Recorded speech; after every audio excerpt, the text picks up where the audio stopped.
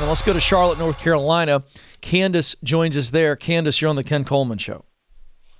Hey, how are you? I am living the dream, Candace. What's going on? Well, my husband and I are on baby step number 7. Oh, wow. And yes, pretty amazing.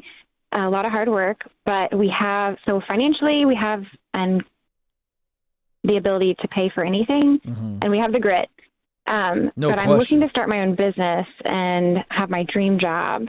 I've been with my current job for 17 years, and I need to figure out what in the world do I do with my talent. Okay. So what are your top talents? I hit a roadblock. Okay, that's fine. Yeah, well, I mean, I feel like I connect really well with people, just especially being with, I work at Starbucks. I love meeting new faces every day. I'm very physically active, but I just have no idea what to do because I've been with them for so long. I do have a degree in interior design and did do design work as well while working at Starbucks. All right, well, you jumped away on me now. Stay focused, all right? All right. So you That's told my problem, me possibly. No, you're nervous. It's okay. Here's the deal. I want us to really dive into the clues on Candace. So I asked you, what are your top talents? And you only told me one thing. You said, I'm really good at connecting with people. Then you said, I love connecting with people. So I'm going to put that under passion. So the work you love to do, you understand my model, right? We use what we do best to do the work we love to produce a result that matters deeply to us. You understand that? So we're going to plug in all the answers today because I think you know. All right, now here we go. So besides connecting with people, what are your other top strengths, your skills or abilities, qualities, personality qualities, and then hard skills as well? What do you got? I like organizing and planning. Are you good at it? I know you like it, but are you good at it? I feel like, yes, I am. All right. Remember, listen, we'll get to like in a second. I just want you to tell me what you're good at. If I interviewed everybody that knows you, tell me what Candace has always done so easily. It's just come easy to her. So organizing and planning. What else? Designing. Designing what? I mean, with having a background in interior design, anything in the design field. Right, but I want you to be specific. Are you talking about designing rooms or designing websites? Designing like rooms, homes. Great. Excellent. All right. Now, I think that's a good list of things that Candace does best. Talent. Let's go to passion. Work that Candace has high emotion for and high devotion. All right? So let's just go down the list to help you think. Do you love connecting with other people? Yes. Absolutely. Do you love organizing and planning?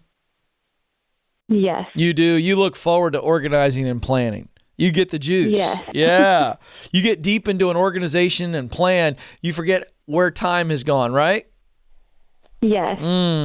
And let's take another guess. Do you love to design a room or a home to make it fit that person's personal style and make it homey and have the kind of vibe that a room or a restaurant should have? Okay. Yeah. All right. So we've got passion in your particular situation, as in with most. What we are good at, okay, there's usually some type of connection. In your case, there's a really close connection to the things you said I do best. You actually love doing all those things. Okay. That's not always the case for everybody, but there's a lot of ties. It's like down the list here. So the results that matter most to you from that work, that list of work you love to do, what are the results that matter? So when you do those things, the output of those tasks, if you will, or functions that you're filling, what of those things makes you really come alive when you see a result? What is it? Describe the results that matter deeply to you. Yeah, just seeing the people change and the environment change, whatever that environment looks like. Just seeing the change of like, wow, the wow factor. Yeah. Now, I thought it was very interesting here. Awesome. You've taken us to when people change or when environments change. When you said when people change, describe a person that you've helped make a change. What changed in that person's life and what was your involvement? Are we talking about my design job or Starbucks? I don't know. You tell me. You said, Or I said, what are the results that matter to you? You said, when I see the change in people or when I see the change in an environment. And I know what the environment is. I know what that is. I want to know what change in people really fires your soul up. just, really, like the most recent would be even just at Starbucks. You see somebody, they're depressed, they're sad, especially now with everything going on. Mm-hmm. And just having that conversation with them and creating excitement in their life. And, hey, look, you can look forward to this in life, and just creating, and their demeanor totally changes. And then how do you feel when that person walks away from you and you've had an impact on their entire being? They've got a little bit of a smile, a little bit of a bounce. How does that make you feel? It's an amazing feeling. Yeah. So what would you try tomorrow, Candace? You're debt free. You got money stocked away. You can do anything you want to do because you're not going to risk a bunch of money doing it. You're going to be smart about it. What would you do tomorrow? What would you try first? If I told you that you can't fail and you get to try it, and if you want to quit 6 months from now and try something else, that's fine. But what would you try first, knowing there was no risk? Now, hearing what your head and heart have just said. I would just love to buy an entire neighborhood of homes that need to be renovated and just flip all of them. Yeah. And let people live in their new homes. How about that? Now that sounds kind of crazy, but no, it's not, because financially you can do that, can't you? Over time, right? Yes. How many homes can you build? How many homes can you buy right now, cash? Ooh, probably only a few right now. Okay, but hello, how about just buying one? Yes. Let's buy one. This is your new business. You're going to buy one house. Do you have a neighborhood in mind? There's a few places that I've moseyed through. Mm-hmm. And so are you going to buy it and then you're going to totally flip it and it's going to be an amazing home for somebody and a great investment for you? You're going to make good money on it. Yes. Well, see, to me, that's the combination of everything we just talked about. Because I'm going to tell you one wrinkle that I want you to consider. And this is me hearing your heart, okay? So that's the business. That's the creative outlet, right? You come in, you have a vision for it, you renovate it, you make some good money on it, right? But what if you start getting into a situation where you begin to market your business for young families or whatever who may not be able to get into a certain level, and you connect with them and you want them to be happy, or maybe it's a single mom who's kind of rebuilding. Maybe she's come out of a tough relationship or she's rebuilding, or maybe it's a widow or something like that. And you're the person that specializes you're kind of the Chip and Joanna Gaines in that you help them find a house, and you go, in your money situation, let's just take a single mom for a second, okay? Tough divorce. She's trying to make a go of it, go after her dreams. She gets wind of you and she goes, I hear about Candace.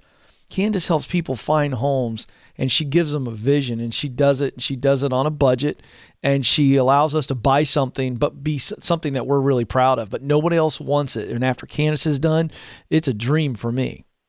I just wonder if that's not a part of your play.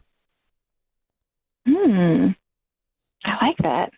You see where that's the connecting and the kind of giving somebody a leg up. Now, you don't have to do that for every house, but let's say out of every 10 houses you do, you come in and you find an old house that because you're a cash buyer and you got the profit, you don't make as much on that house as you do your other houses. But that's the way your company gives back. Or what if every 10 houses, one of them you donate to somebody?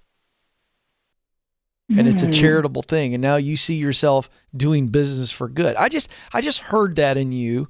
And I could see you doing that and seeing your heart swell so much, because you came in and you took a house that was $80,000, $90,000 and you put another 50, 60 in it and turn it into something really special. But instead of, selling it for what it is, you give a great deal to a single mom or a widow or somebody like that. I don't know. It's just interesting to me. I think there's something there. Yeah, that's amazing. Well, it's your idea. All I did was listen to you. You gave me the idea.